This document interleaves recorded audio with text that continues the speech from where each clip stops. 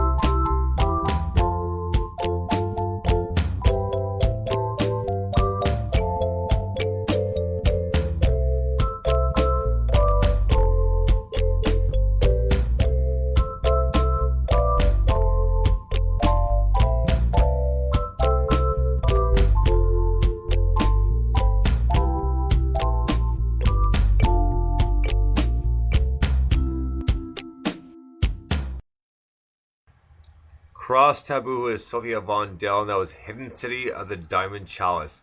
That was a cool, kind of like, melodic, kind of groovy, almost kind of Hawaiian song, but really dug it, like really smooth and really mellow. It goes a good way to kind of balance things out. Yeah, I love good melody. I think melody is quite often overlooked, actually. You know, we talk a lot about rhythm and in this case punk and bass lines and wah pedals, but melody is one of those things that if you don't have good melody, you don't have a song. It's the basis of it. And sometimes a song comes along where its melodic quality is at the forefront, and its simplicity in that sense. Doing melody that sounds good but it's also simple is really, really difficult, and they really pull that off.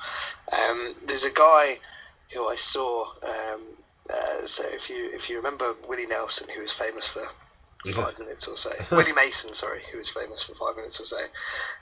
There's a guy I saw supporting him called Kid Carpet, who pulled out a load of toy guitars, and basically he knew where, when you press a button it goes, right. He knew what every button did and managed to make these amazing songs out of them, and it was just, the melody was brilliant.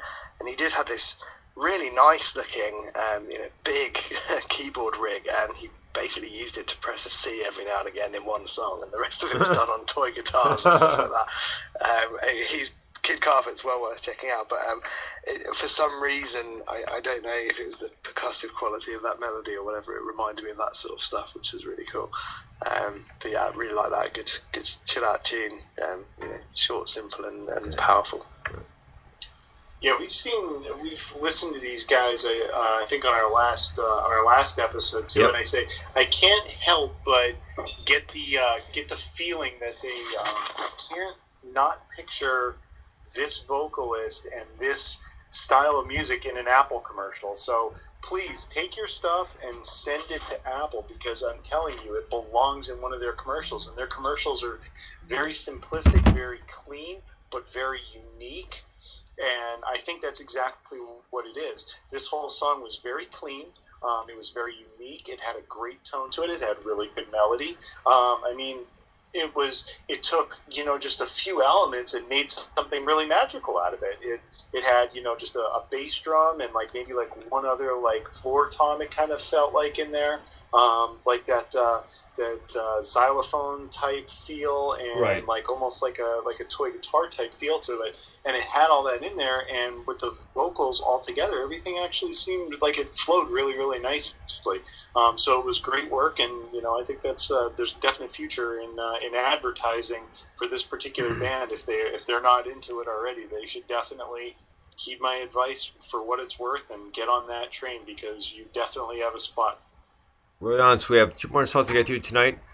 First up is Culture Trust with a song called Forever off his new album Spill. Dig this.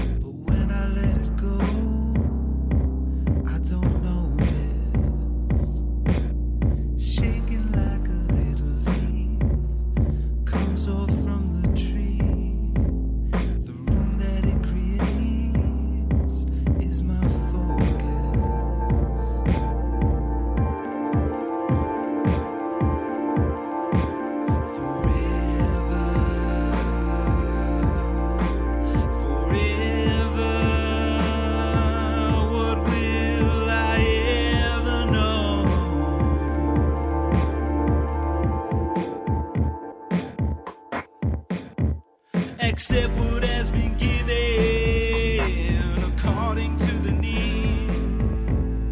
Let it find its way, don't control it.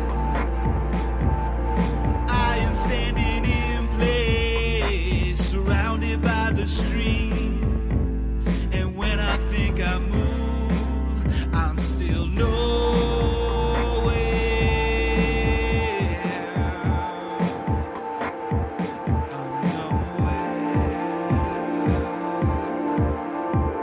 Forever,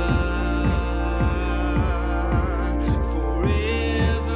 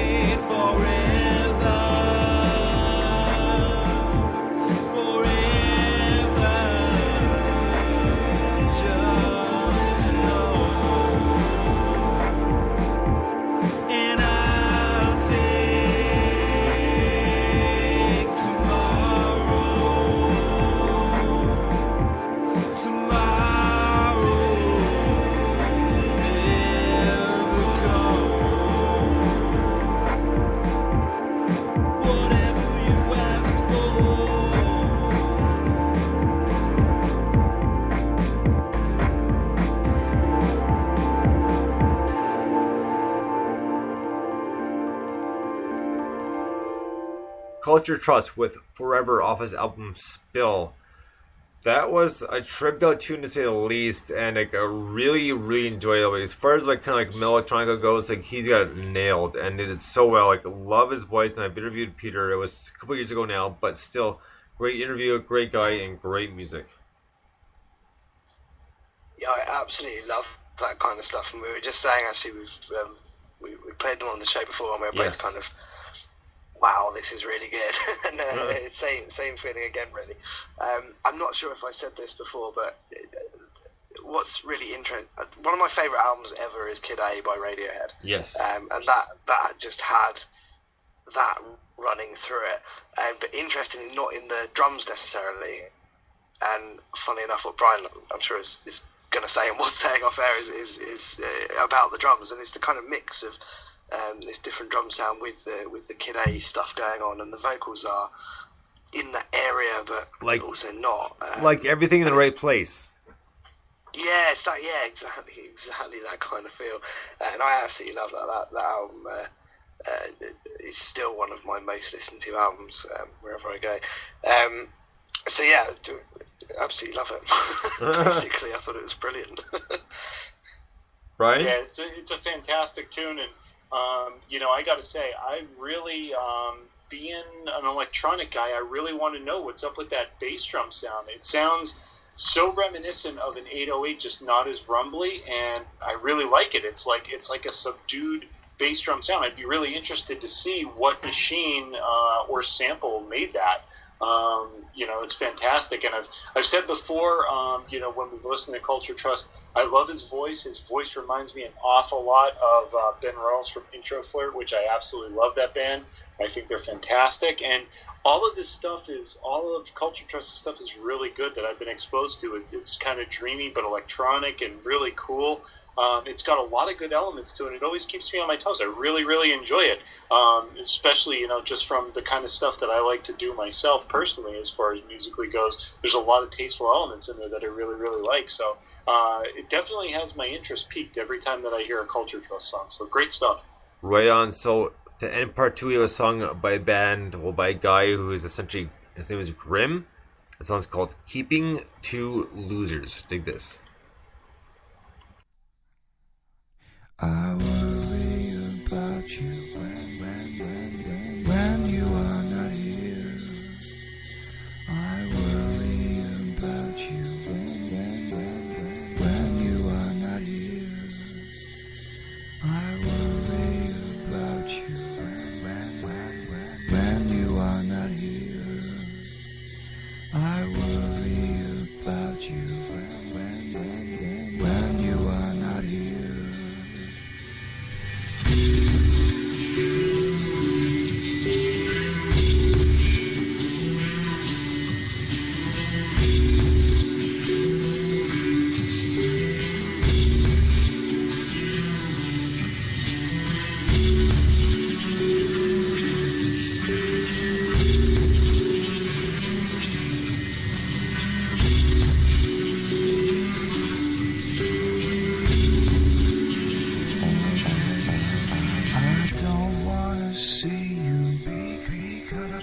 Because we're not friends.